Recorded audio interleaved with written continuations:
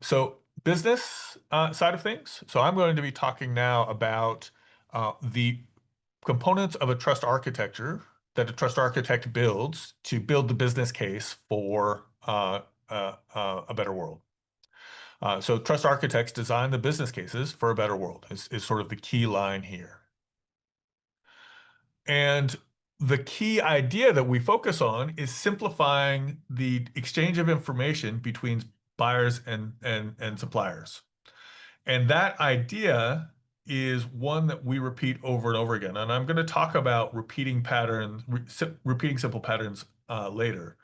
And the key idea here is that suppliers already share information with their buyers. And if we can simplify the information that is exchanged, we can do a better job of differentiating products based on that data. And so it creates value, additional value for businesses that have high quality information about their products as they enter markets. And the key sort of idea here is that by simplifying the most basic part of a supply chain, and that's the exchange or the most fundamental part in a supply chain, which is the exchange between buyers and suppliers, then we can build on top of that simple exchange to add more value or to create more value for the folks who are doing a better job of this. Um, Now, the key idea on top of that is by simplifying simplifying the exchange of data between buyers and suppliers doesn't actually add more value.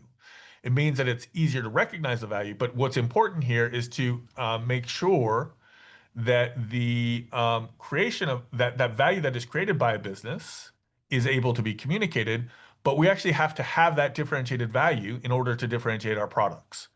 And that differentiated value might come from value chain analysis, market analysis, demand analysis, competitive differentiation analysis, cost benefit analysis.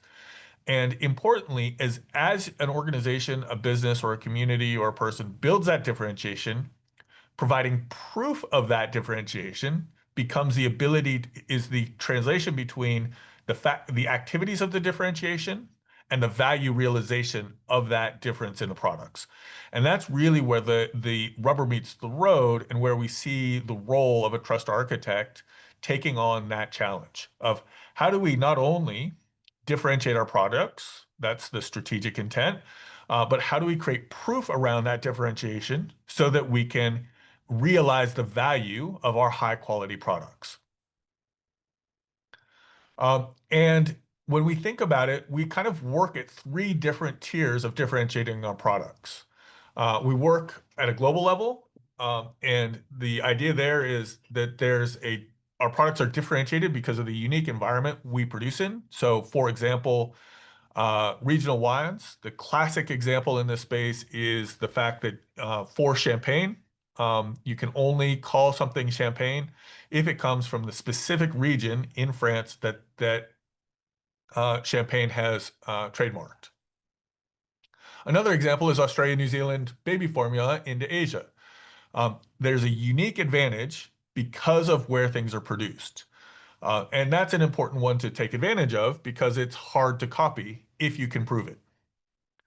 Um, Differentiated because of unique supply chain. So, for example, China battery manufacturing is uniquely positioned because of the way they've coalesced their supply chain. Canadian Copper has a unique input in that um, most of their electricity and their power comes from hydro, very, very green. Global consultancies have a unique supply of teams. Tariff requirements means that there's a unique supply of products from different regions having different cost bases. So these are all different. These are ways of differentiating based on your supply.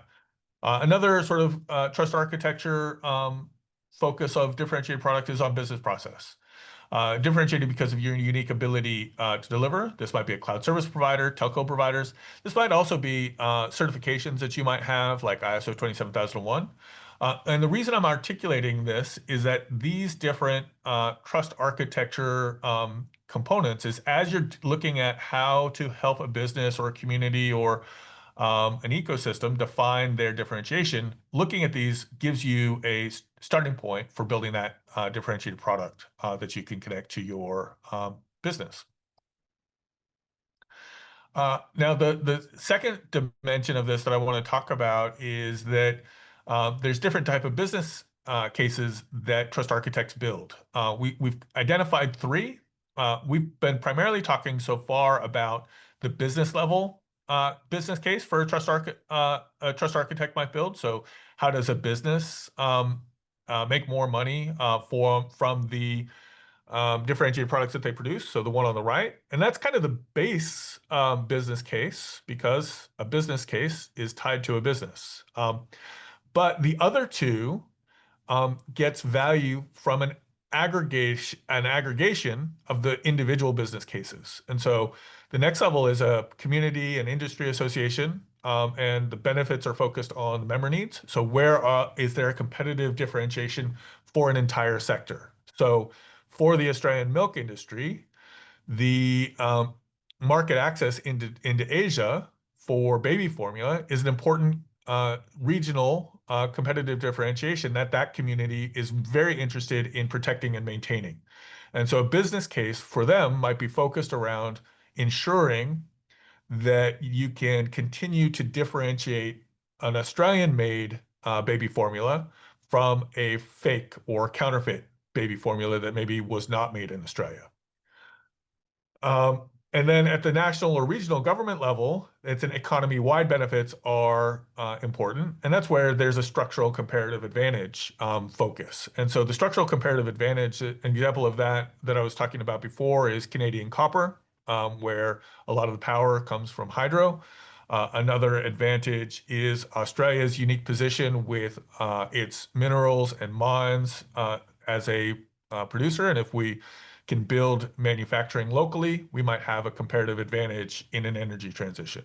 And so those national or regional government sort of economy-wide business cases are really important to focus on as well. And so this kind of gives you sort of a lens into how trust architects think about business cases as they're thinking about engaging with customers, community, or industry associations, or even national or regional governments.